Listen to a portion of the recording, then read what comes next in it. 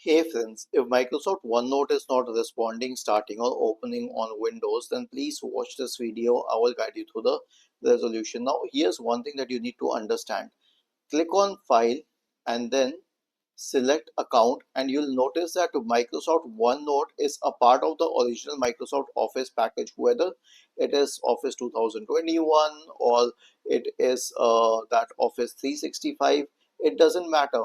The main thing is that it is a part of the package, so you can simply try to update Microsoft Word, and it will update the entire Microsoft Office including OneNote if that helps.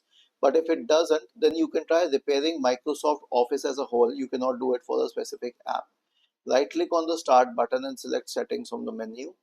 Go to the apps tab on the list on the left hand side, select installed apps, and then scroll down to Microsoft OneNote. Okay, sorry, Microsoft Office. Click on the three dots associated over there, select modify, select online repair, and then finally click on repair to initiate the process. So online repair is just similar to reinstalling the application, and this will surely fix the problem. Was this helpful? If yes, then please subscribe to the channel. If not, then let us know in the comment section of the video on how we could help you further. Thank you for watching this video and have a nice day.